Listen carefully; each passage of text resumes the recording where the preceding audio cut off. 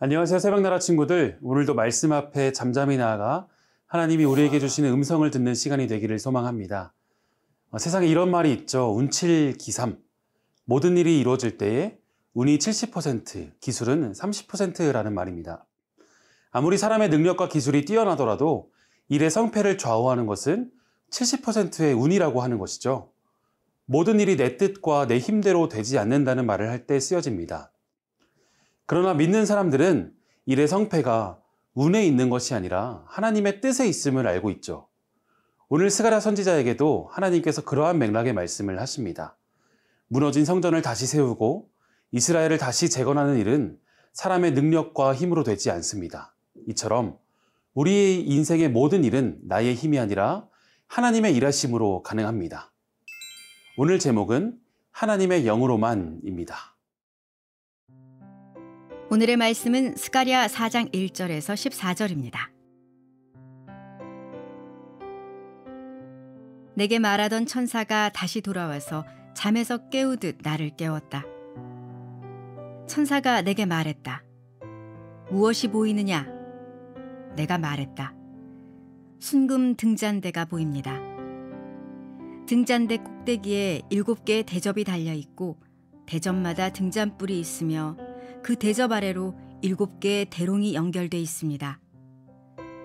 그 등잔대 곁에 올리브나무 2그루가 있는데 하나는 대접 오른쪽에 있고 다른 하나는 대접 왼쪽에 있습니다. 나와 말하던 천사에게 내가 물었다. 내 주여, 이것들이 무엇입니까? 나와 말하던 천사가 내게 말했다. 이것들이 무엇인지 모르느냐? 내가 대답했다. 내 주여, 모르겠습니다. 그러자 그가 내게 말했다. 이것이 스룹바벨에게 하신 여호와의 말씀이다. 내 힘으로도 안 되고 내 능력으로도 안 되고 오직 내 영으로만 된다. 만군의 여호와가 말한다. 큰 산아, 내가 뭐냐? 스룹바벨 앞에서 내가 평평해질 것이다. 그가 성전을 지을 머릿돌을 가지고 나올 때 은혜가 거기 있다 라고 외치는 소리가 있을 것이다. 여호와께서 다시 내게 말씀하셨다. 스룹바벨의 손이 이 성전의 기초를 놓았다. 또 그의 손이 성전을 완성할 것이다. 그러므로 만군의 여호와께서 나를 너희에게 보내셨음을 너희가 알 것이다. 시작이 초라하다고 하찮게 여기는 사람이 누구냐? 사람들은 스룹바벨의 손에 측량줄이 있는 것을 보고 즐거워할 것이다. 이 7 눈은 온 땅을 두루 돌아 살피시는 여호와의 눈이다. 내가 천사에게 물었다. 등잔대 양쪽에 있는 2 올리브 나무는 무엇입니까? 내가 다시 그에게 물었다. 금기름을 흘려보내는 금대롱 옆에 있는 2 올리브 나무 가지는 무엇입니까? 그가 내게 말했다. 이것들이 무엇인지 모르느냐? 내가 대답했다. 내 주여, 모르겠습니다. 천사가 말했다. 이것들은 온 세상을 다스리는 여호와를 섬기는 기름 부음 받은 2 사람이다. 스가랴서 4장에서는 금등잔대와 2 감람나무에 대한 환상이 등장합니다. 이 환상은 당시 포로 생활을 마치고 돌아온 유다 백성에게 주어진 것이었습니다.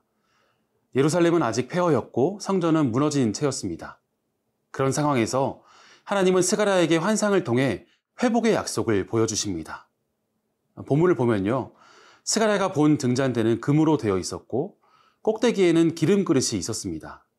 그리고 양옆에는 감람나무 2 그루가 서 있었고 이 감람나무로부터 등잔대에 기름이 자동으로 흘러들어가고 있었습니다. 여기서 포인트는 이 기름들이 사람의 손을 거치지 않고 자동으로 공급되고 있다는 점입니다. 하나님께서 주시는 공급, 곧 성령의 역사만으로도 등잔대, 즉 하나님의 사명이 감당된다는 것을 상징하죠. 그리고 하나님은 이 장면을 보여주시며 이렇게 말씀하십니다. 6절 말씀입니다. 그러자 그가 내게 말했다. 이것이 스룹바벨에게 하신 여호와의 말씀이다. 내 힘으로도 안 되고 내 능력으로도 안 되고 오직 내 영으로만 된다. 만군의 여호와가 말한다. 사랑하는 친구들, 우리도 때로는 무너진 성전 같은 현실 앞에서 멈춰설 때가 있습니다. 마음이 지치고 내가 할 수 있는 게 없어 보여 낙심될 때, 그럴 때 하나님은 우리에게 말씀하십니다. 내가 할 수 있는 게 없어서 괜찮아. 내가 할 거야. 여기서 우리는 요한복음의 포도나무 비유를 생각해 볼 수 있습니다. 예수님께서 비유로서 말씀하시기를 우리는 가지이고요.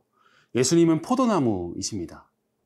가지에 열매가 맺히는 방법은 포도나무에 가지가 붙어 있는 것 뿐입니다. 채 아무리 잘나고 멋진 가지라고 할지라도 포도나무에서 흘러나오는 양분을 받지 못하면 열매가 맺어지지 못합니다. 열매가 맺어지는 가지는 다른 특별한 것을 하지 않습니다. 그저 포도나무를 통해 자연적으로 흘러들어오는 양분을 받을 뿐이죠. 하나님의 사명은 하나님의 영, 성령의 능력으로 이루어진다는 사실을 우리가 꼭 기억하기 바랍니다. 그러기 위해 우리가 할 수 있는 유일한 노력은 포도나무 대신 예수님께 꼭 붙어 있는 것입니다. 힘을 빼고 예수님께 붙어 있는 오늘 하루와 우리의 인생 되기를 축복합니다.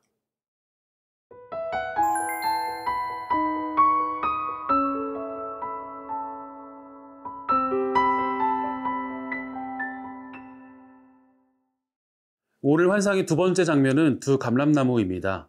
등잔대에 기름을 공급하는 이 감람나무들을 천사들은 이렇게 설명합니다. 14절 말씀입니다. 천사가 말했다.